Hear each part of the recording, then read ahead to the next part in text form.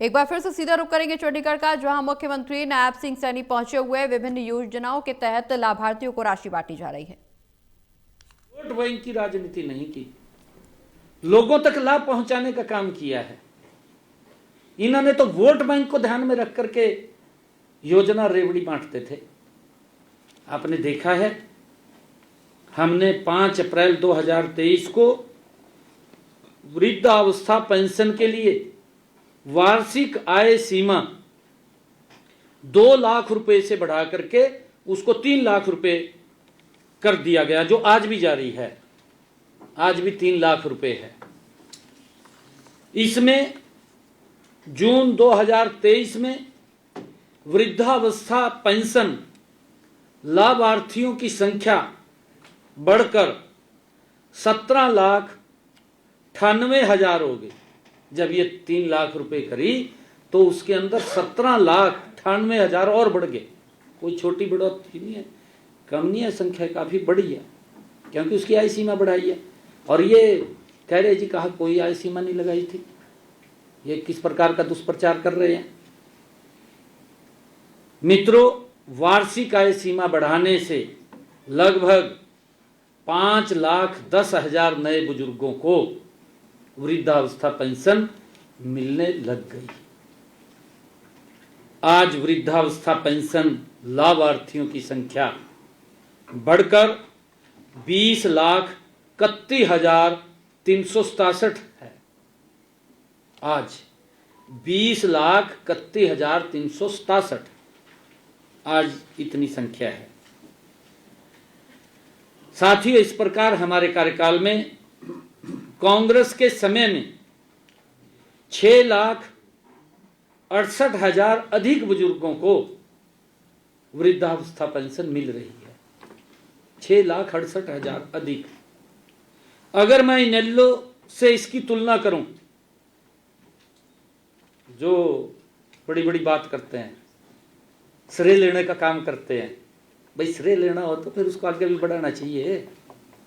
आपके समय में तो 2 टर्म रहे, 10,000 रुपये वार्षिक थी, 100 रुपये बढ़ाते थे।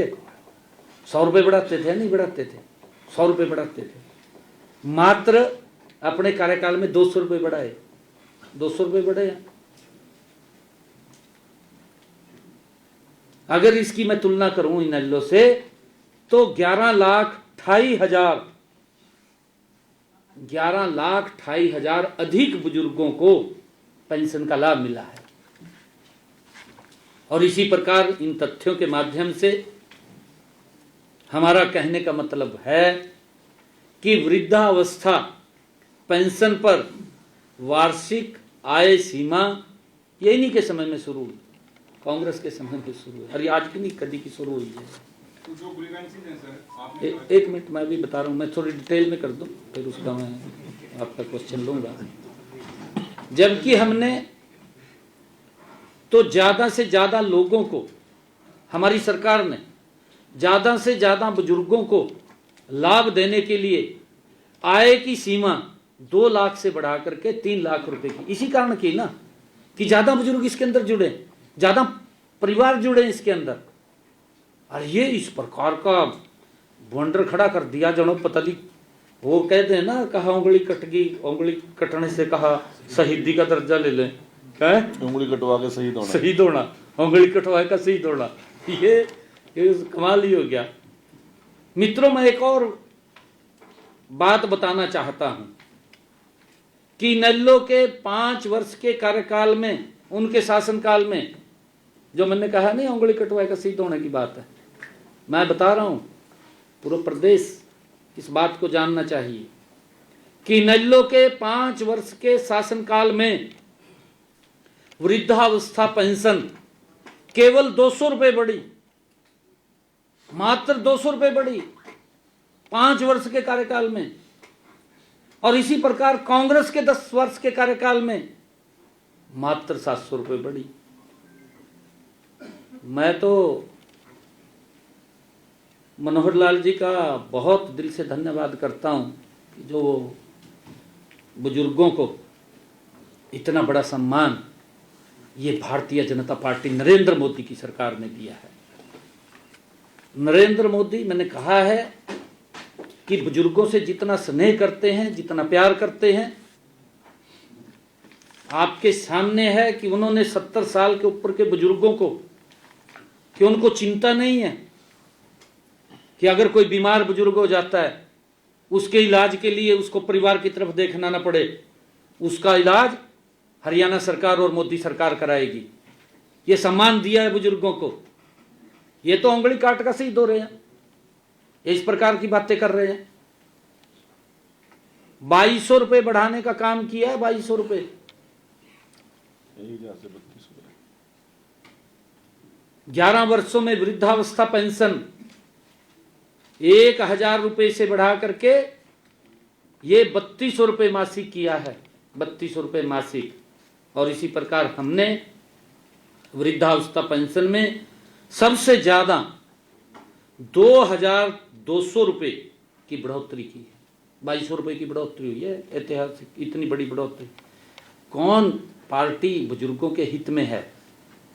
ये तो वोट बैंक के लिए इस्तेमाल करते थे बुजुर्गों को। इनको अधिकार ही नहीं है बात करने का। इनके सामने शीशा रख दिया है। ये तो सजे बाग दिखाते हैं। आसपास के राज्यों से ज्यादा ना सर? सबसे ज्यादा देश में सबसे ज्यादा जो बुजुर्गों को सम्मान भत्ता दिया जाता है वो हरियाणा के अंदर है। आपका पड़ोस है पंजाब। पंजाब में जाकर के पता कर लें। पंजाब के अंदर 1500 रुपए मिलता है और आय सीमा पता कितनी है? 60,000 रुपए। आय सीमा 60,000 रुपए। हमारी 3 लाख रुपए। पंजाब के अंदर 60,000 रुपए। 1500 रुपए सरकार ने सजबाग दिखाई दिया, 2500 रुपए कराएंगे, आज तक नहीं करे। बुजुर्ग देख रहे, हमने 3200 रुपए कर दिया है जी। साथियों, वर्तमान में 20,31,367 बुजुर्गों को वृद्धावस्था पेंशन का लाभ मिल रहा है। कुछ कह रहे थे? दीपेंद्र हुड्डा कह रहे थे कि 200 रुपए नहीं बढ़ाए, 3200 रुपए करने का ऐलान। मैं बोल रहा हूँ ना 3200 रुपए। मैं बोल रहा हूँ कि आज जो बटन दबा है वो 3200 का ही तो दबा है। क्योंकि ये अभी हमारे अधिकारी ने कहा है ना कि हम हर 10 तारीख को बटन दबेगा। आज की इसकी शुरुआत कर रहे हैं। मुख्यमंत्री जी, एक सवाल इधर से सर सूरजपुर झूला हादसा को लेकर सर अब तक क्या एक्शन सरकार ले पाई है? एसआईटी भी बनाई गई थी सर, इसमें कुछ आया? नहीं, उसके लिए देखिए जो वो झूला के कमेटी के वो मेंबर थे उनको गिरफ्तार भी किया है। 2 लोगों को गिरफ्तार कर लिया है। और हमने जो उसमें इंजर्ड हुए थे, इंजर्ड के लिए हमने जो हॉस्पिटल में उनका इलाज चल रहा है वो सारा का सारा मैंने उसी दिन ही बोल दिया था कि सरकार उनका इलाज कराएगी, उनको कोई खर्चा नहीं करना पड़ेगा। और जो सीरियस इंजर्ड हैं उनको 1 लाख रुपए सहायता भी देने की बात कही थी। और जो वहाँ शहीद हुए हैं हमारे पुलिस के इंस्पेक्टर, क्योंकि उन्होंने अपनी जान के ऊपर खेल करके उनको बचाने का वो काम किया था, उसको हम जो इंस्पेक्टर था उसके परिवार को भी हमने ये कहा है कि उसके परिवार के एक सदस्य को सरकारी नौकरी देंगे। और हमने ये भी निर्णय किया है कि हम झूला सेफ्टी पॉलिसी कि आगे इस प्रकार की कोई बात ना हो, हम वो झूला सेफ्टी पॉलिसी भी बना रहे हैं। देश में ये पहली ऐसी पॉलिसी होगी जिससे कि इसका अच्छा लोगों को लाभ भी होगा और सुरक्षित भी रहेंगे। और उनको जो आर्थिक सहायता हमारे पुलिस इंस्पेक्टर जो गए हैं उनको मिलनी है वो तो मिलेगी सरकार की तरफ से सारा का सारा, परंतु परिवार को एक नौकरी भी देंगे। विपक्ष ये कह रहा है कि जो 1 नवंबर से आपने घोषणा की थी ना कि 3200 रुपए दिए जाएंगे, वो अभी तक भी 3000 रुपए ही आ रहे हैं जो बुजुर्गों। नहीं, मैंने कहा ना, अभी आज चली गई वो एरियर चला गया। नहीं, आज का गया आज से सर जो पेंशन, जो वृद्धावस्था पेंशन का नॉर्मल जी के टाइम में जो शुरू हुआ था परिवार पहचान जैसी 60 साल की उम्र होती है अपने आप ही पेंशन बन जाती है और बुजुर्ग से पूछते हैं। बिल्कुल आपने सही क्वेश्चन पूछा। आपको क्यों उसमें कहा था कि बुजुर्गों से पूछा जाता है परिवार से कि आपने पेंशन देनी है नहीं देनी है। कुछ लोग नहीं लेते हैं, भी हम छोड़ देते हैं नहीं देंगे। तो ये जो उम्र वाला इशू आया, आपने कहा कि इतने लोगों की उम्र कम है जिसकी टीम स्थगित की गई है, ये उम्र का कम कैसे हो रहा है? नहीं, वो मैंने ऑटोमेटिकली परिवार बजट से जुड़ी हुई है। एक तो ये दूसरा जो सेक्टर के द्वारा सत्यापित करानी, सेक्टर कमेटी या लोकल कमेटी, ये तो इंटरनल प्रोसेस है। देखिए, तो ये दोनों इशू क्यों आ रहे हैं? मैं आपको बता रहा हूँ, मैंने ये भी कहा है, आपने शायद सुना नहीं है ध्यान से, मैंने कहा भी डेटा से छेड़छाड़ की गई, मैंने कहा है। एक मिनट, किसी ने अपने आधार में एज कम करा ली, आधार में एज कम करा ली, हम उसकी जांच कर रहे हैं ना, अभी हमने उसकी बंद नहीं की, उसकी हमने होल्ड की है, स्थगित की है, अभी बंद नहीं की उसकी, उसको जांच करें। थी उसको कम करवाया गया, मैं कह रहा हूँ डेटा से छेड़छाड़ हुई है, डेटा से छेड़छाड़ हुई है, वो रिकॉर्ड है, देखिए वो रिकॉर्ड आ जाते हैं सारे के सारे उसके अंदर। और एक और आपने जो कहा है लोकल कमेटी और सेक्टर कमेटी, आय की बात, आय वाली बात कही है आपने। आय के अंदर, क्योंकि जब आपने कहा है कि ये ऑटो मोड पे हमने किया है, क्योंकि व्यक्ति ने अपने आप ही करके देना होता है, जब वो अपने आप आय का देता है और उसके ऊपर अपलोड करता है तो उससे तो पूछता नहीं, अधिकारी तो जाके उसके साइन कराएगा और पेंशन लग जाएगी, उसको वेरीफाई तो करेंगे ना।